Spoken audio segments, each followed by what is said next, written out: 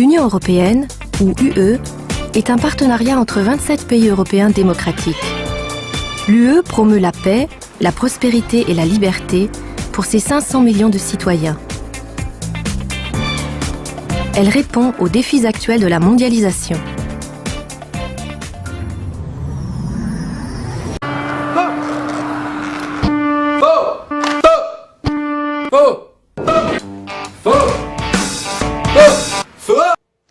Pour bien comprendre comment ça marche, parce que je crois que c'est vraiment important, on est au cœur de l'explication des façons pourquoi ça ne marche pas l'Europe et pourquoi ça ne peut pas marcher, eh bien il suffit de prendre cet exemple d'un grand ensemble de 27 copropriétaires.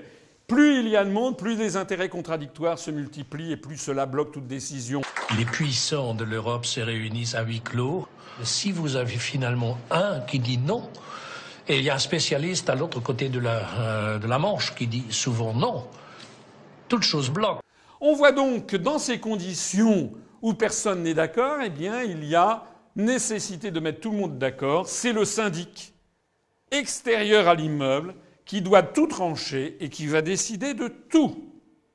Alors si vous avez bien compris ça, à la limite je pourrais arrêter ma conférence parce que vous avez compris le piège de la construction européenne. La France, elle veut une Europe qui s'oppose à l'hégémonie américaine. La France, elle veut une Europe qui coopère avec les pays en voie de développement du Sud. Ça, c'est ce que veut la France. Et beaucoup de Français se disent moi, c'est ça que l'Europe que je veux. Ils disent presque tous. D'ailleurs, vous avez tous les responsables politiques qui viennent vous dire moi, je veux une Europe sociale. Moi, je veux une Europe qui fasse contrepoids aux États-Unis. Ça, c'est tout ce qu'ils viennent vous dire à vous.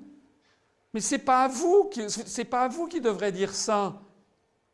Ce sont aux autres peuples. Mais les autres peuples veulent tout à fait différemment. Mais on ne peut pas extrapoler les problèmes de chacun des pays à d'autres. C'est comme si moi, en étant espagnol, je dirais toute l'Europe a un problème avec le secteur immobilier. C'est pas vrai. Le problème immobilier, c'est l'espagnol. Le problème de la manque de compétitivité de certaines industries dans le marché extérieur, c'est un problème français. Au cœur de l'Europe, la politique passe après l'économie. Les lois de Bruxelles sont implacables.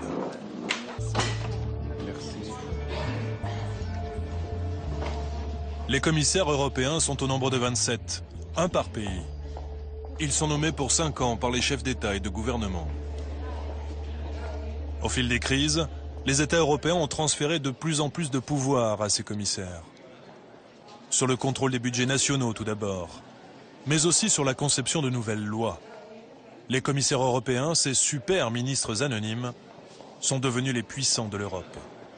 Invité dans une annexe de l'Assemblée nationale par les députés français, Reding est venu évoquer les méthodes de contrôle de nos finances publiques. La commissaire européenne va être très claire. Selon elle, si l'Europe veut exister et sortir de la crise, les nations doivent obéir à Bruxelles. Les nations doivent obéir à Bruxelles. Il faut lentement mais sûrement comprendre qu'il n'y a plus de politique intérieure nationale.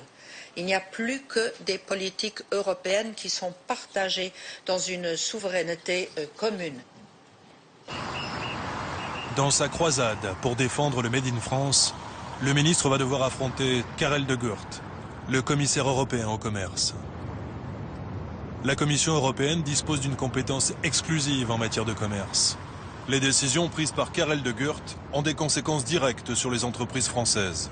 Pour beaucoup, ce flamand est l'incarnation du mal libéral qui sévit à Bruxelles et détruit des emplois. Le Made in France, est-ce que ça a encore du sens aujourd'hui, le Made in France? Non, non, non.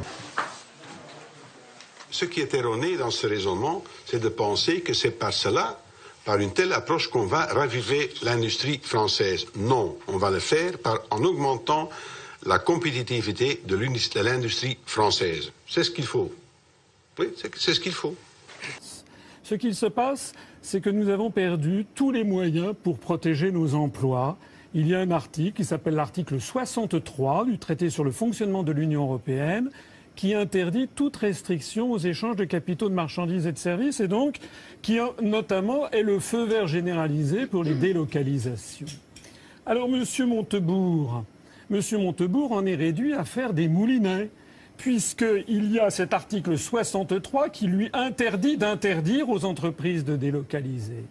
On est sous surveillance en permanence, donc on n'ose plus rien faire. On est sous surveillance en permanence, donc on n'ose plus rien faire. Parce qu'on se dit, Bruxelles va nous tomber dessus. Bruxelles, vous savez, c'est la foudre jupitérienne. Des technocrates qui empêchent finalement les États d'agir, d'avancer. Les Américains, je vais vous parler de... Non, les Américains, vous savez ce qu'ils font? Quand ils ont une invasion de produits à prix cassé, ils mettent des taxes de 250%, puis après ils négocient. Voilà. Vous savez ce que font les Européens, eux? Les Européens, ils discutent, puis ils taxent jamais, parce que personne n'arrive à se mettre d'accord. Are you experienced at these councils, or not quite? I'm beginning. Par exemple, l'article 106 qui réglemente nos services publics, l'article 121 qui fixe les grandes orientations de politique économique et qui vide donc de sens les programmes politiques de nos gouvernants. C'est la raison pour laquelle, lorsque les Français votent à droite ou votent à gauche, on vient de le voir.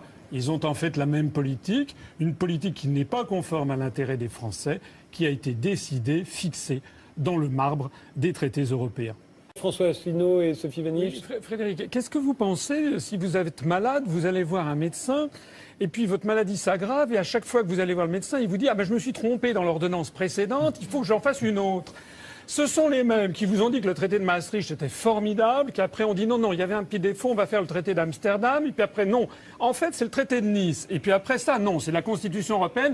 Bon sang, c'est le traité de Lisbonne, maintenant c'est le TSCG, et ça va encore pas.